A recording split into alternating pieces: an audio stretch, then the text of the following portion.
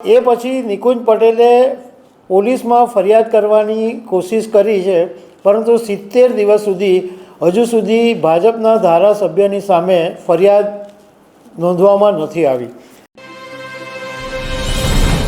લગભગ 71 દિવસ પહેલાં ગુજરાતના કપડવંજની અંદર એક નિકુંજ પટેલ નામના યુવાને સોશિયલ મીડિયા પર પોસ્ટ કરી હતી અને ભાજપના ધારાસભ્ય રાજેશ ઝાલાની સામે આરોપો લગાવ્યા હતા અને કોમેન્ટ એવી કરી હતી। એટલા માટે નિકુંજ પટેલે કોમેન્ટ કરેલી કે એની પત્ની અને બાળક સાથે જ્યારે જઈ રહ્યા હતા ત્યારે ખાડાને કારણે એમનું સ્કૂટી ગબડી ગયું અને બાળક અને પત્ની પણ ઈજા પામ્યા હતા। એ પછી નિકુંજ પટેલે પોલીસમાં ફરિયાદ કરવાની કોશિશ કરી છે, પરંતુ 70 દિવસ સુધી હજુ સુધી ભાજપના ધારાસભ્યની સામે ફરિયાદ નોંધવામાં નથી આવી। તો આના વિશે તમારી સાથે વાત કરીશ। મારું નામ રાજેશ શાહ છે અને તમે જોઈ રહ્યા છો ગુજરાતના સૌથી મોટા ડિજિટલ ન્યૂઝ પ્લેટફોર્મ ખબરછે.com। દિવ્ય ભાસ્કરના એક અહેવાલની અંદર એવું જણાવવામાં આવ્યું છે કે નિકુંજ પટેલ 26 જૂને પત્ની અને એના 2.5 વર્ષના બાળકની સાથે અમદાવાદથી જ્યારે પાછા ફરી રહ્યા હતા ત્યારે છીપડી તોરણા રોડ ઉપર એમનું એક્ટિવા ખાડામાં પડી ગયું હતું અને બાળક અને પત્ની બંને એક્ટિવા પર પડ્યા હતા અને સામાન્ય ઈજા પણ થઈ હતી અને એમને નિકુંજભાઈને 7 દિવસ સુધી છાતીમાં દુખાવો થયો હતો। નિકુંજ પટેલે બીજા દિવસે જ્યારે આ જ રોડ પર ખાડા પડ્યા હોય એવી એક રીલ જોઈ અને એ રીલ જોયા પછી એ રીલની અંદર એવું લખેલું હતું કે રોડ પર ખાડા છે કે ખાડામાં રોડ છે, આ અમારું છાપડી છે, એવું એક કોઈએ રીલ મૂકેલી। તો એમાં નિકુંજ પટેલે એવી કોમેન્ટ કરી કે આ બધું MLA રાજેશ ઝાલાને નહીં દેખાશે, કારણ કે દુકાનનું ઓપનિંગ હોય કે ફોટા પડાવવાનું હોય ત્યાં આ રાજેશ ઝાલા પહોંચી જાય અને છેલ્લે પોતે એમ બી લખ્યું કે હું આ જ ખાડામાં 2-3 દિવસ પહેલાં પડી ગયો હતો અને આ ભ્રષ્ટાચારી MLA રાજેશ ઝાલા નહીં ચાલે એવી કોમેન્ટ નિકુંજ પટેલે કરી હતી। અને એ પછી થોડાક દિવસ પછી આ જ્યારે નિકુંજ પટેલનું કપડવંજની અંદર અમૂલનું પાર્લર આવેલું છે ત્યારે નિકુંજ પટેલના કહેવા મુજબ રાજેશ ઝાલાના માણસોએ એમને આવી અને ત્યાંથી એમને કોઈ જગ્યાએ બોલાવ્યા અને એમ કીધું કે તું અમારી સાથે કારમાં બેસી જા। તો નિકુંજ પટેલે ના પાડી કે તમે હું કારમાં નહીં આવું, હું તમારી પાસે સ્કૂટી પર આવીશ। પછી એકાંત જગ્યાએ લઈ ગયા અને અવફરવાનો પ્રયાસ કર્યો અને મને મારવામાં આવ્યો એવું નિકુંજ પટેલે દિવ્ય ભાસ્કર સાથે વાતમાં કીધું।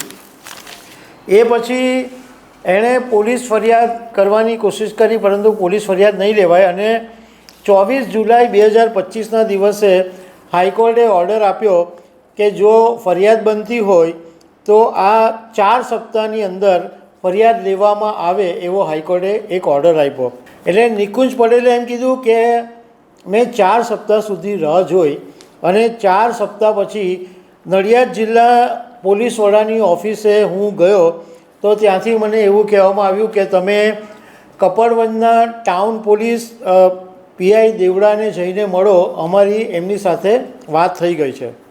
એ પછી કપડવંજ પોલીસ સ્ટેશનમાં નિકુંજ પટેલ પહોંચ્યા અને એમને આશ્ચર્ય વચ્ચે એમના વતી પોલીસે પહેલેથી ફરિયાદ લખીને તૈયાર જ રાખેલી અને નિકુંજ પટેલે જ્યારે ફરિયાદ જોઈ તો ચોંકી ગયા। એમાં રાજેશ ઝાલાનું નામ જ નહીં હતું અને પોલીસે નિકુંજ પટેલ પર પ્રેશર કર્યું કે આ અરજી પર તમારે સહી કરી દેવી પડશે, પણ નિકુંજ પટેલે સહી નહીં કરી।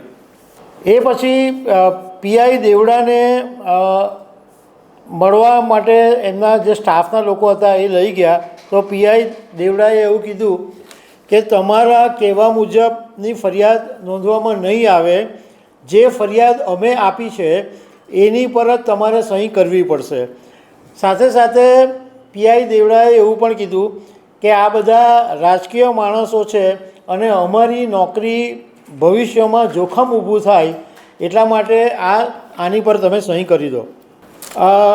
નિકુંજ એકચ્યુઅલી આની અંદર બન્યું એવું કે નિકુંજ પટેલે ફરિયાદમાં પહેલાં એવું કીધેલું હતું કે દિલીપસિંહ ચૌહાણ, અમિતસિંહ ગોહેલ, અજીતસિંહ સોઢા અને ઇન્દ્રવદન પરમાર આ 4 લોકોએ એમને માર્યો હતો.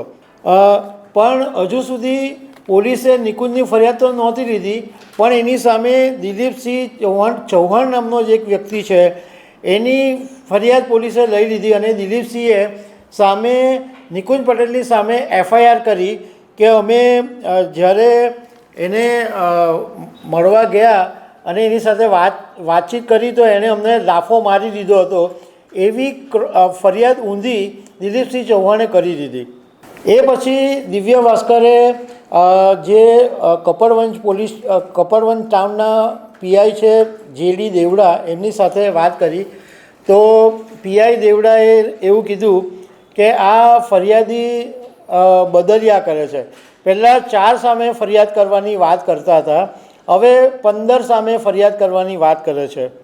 અને PI દેવડાએ દિવ્ય ભાસ્કરના રિપોર્ટરને એમ પણ કીધું કે નિકુંજ જેમને આરોપી તરીકે બતાવે છે રાજેશ ઝાલાને, તેઓ હોદ્દેદાર હોવાથી સીધી ફરિયાદ લઈ લેવા કરતાં પ્રાથમિક તપાસ લેવી અમને વધારે યોગ્ય લાગી છે. હવે આની અંદર 3 સવાલ ઊભા થાય છે કે જુલાઈથી પોલીસ ફરિયાદ નોંધાવવા માટેના પ્રયાસ નિકુંજે કર્યા હોવા છતાં PI દેવડા પ્રાથમિક તપાસ હજુ સુધી કેમ કરી શક્યા નથી. બીજો એક સવાલ એ છે કે ફરિયાદમાં કોનું નામ રાખવું અને કોનું નામ નહીં રાખવું એની સત્તા કોની પાસે છે. અને ત્રીજો સવાલ એ છે કે હાઈકોર્ટના નિર્ણય પછી પણ ફરિયાદ લેવાતી નથી તો પોલીસ સામે કોર્ટ કે ગૃહ વિભાગ કોઈ પગલાં લેશે ખરું? હવે આની અંદર જે કાયદાના જાણકાર છે એમણે એવું કીધું, ગુજરાત હાઈકોર્ટના એક વકીલ છે જય ઠક્કર, એમણે એવું કીધું કે FIRની અંદર કોનું નામ રાખવું કે કોનું નામ નહીં રાખવું એ પોલીસ નક્કી નહીં કરી શકે. પોલીસ પાસે એ સત્તા છે જ નહીં.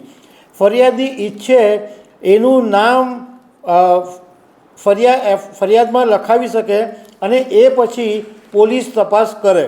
ભારતના કાયદા પ્રમાણે વડાપ્રધાન પદની વ્યક્તિને પણ આવી છૂટ નથી કે કોઈનું નામ ફરજિયાત ફરિયાદની અંદર લખાવી શકે. આ પછી દિવ્ય ભાસ્કરે જેની સામે આરોપો છે રાજેશ ઝાલા એને સાથે પણ વાત કરી તો રાજેશ ઝાલાનું કહેવું એમ છે કે આ જે નિકુંજ પટેલ છે એ આમ આદમી પાર્ટી અને કોંગ્રેસના કહેવાથી ખોટી રીતે સ્ટેટમેન્ટ આપ્યા કરે છે અને હું તો પોતે જ કહું છું કે કાયદેસરની કાર્યવાહી થવી જોઈએ. જેને એને માર્યો એની સામે ફરિયાદ નોંધાવવાનું પોલીસ કહે જ છે તો આ લોકોની સામે ફરિયાદ નોંધાવતો નથી. એ જે નામ મારી પાસે તો અનેક લોકો હું ધારાસભ્ય છું તો અનેક લોકો મારી પાસે ફોટા પડાવતા હોય એટલે એ કંઈ મારા માણસ થોડી થઈ ગયા. સાથે સાથે રાજેશ ઝાલાએ એમ પણ કીધું કે નિકુંજ પટેલની એણે રજૂઆત કરી એની સામે મને બહુ કંઈ વાંધો નહીં હતો, પરંતુ રજૂઆતની પદ્ધતિ અને શબ્દો એના યોગ્ય નહીં હતા અને કદાચ એવું બન્યું હોય કે મારા પ્રત્યે જે લોકો લાગણી ધરાવતા લોકો એને ઠપકો આપવા ગયા હોય પરંતુ નિકુંજ પટેલ ઉશ્કેરાઈ ગયો હોય અને નિકુંજ પટેલે સામે આ લોકોને માર્યો હોય. પણ આખી મૂળ વાત એ છે કે આ સરકાર એવું કહે છે કે અમે કામ કરીએ છીએ અને હમણાં છેલ્લા આ તો જૂનો કિસ્સો છે પરંતુ હમણાં પણ આખા ગુજરાતના ખાડા સોશિયલ મીડિયાથી માંડીને મીડિયામાં બધે ગાજેલા છે. એક વરસાદની અંદર બધી જગ્યાએ ખાડા પડેલા છે તો કોઈ માણસ ખાલી ફરિયાદ કરે તો આવી રીતના એને મારવામાં આવે તો બીજી વખત કોઈ ફરિયાદ કરવાની હિંમત કેવી રીતના કરી શકશે? એટલે મૂળ વાત એ છે કે પ્રજાનો અવાજ તો હોવો જ જોઈએ, પરંતુ એવું લાગે છે કે ગુજરાતની અંદર ભાજપનું 30 વર્ષના શાસનમાં હવે એ લોકો એવું સમજવા માંડ્યા છે કે પ્રજાનો કોઈ અવાજ નથી, અમે જે કહીએ એ જ સાચું. એટલે એ જરૂરી છે કે પ્રજાનો અવાજ છે એ તો સંભળાવવો જ જોઈએ. એમને સવાલ પૂછવાનો હક હોવો જ જોઈએ. એમને સવાલ પૂછે તો સાંભળવા જ પડે.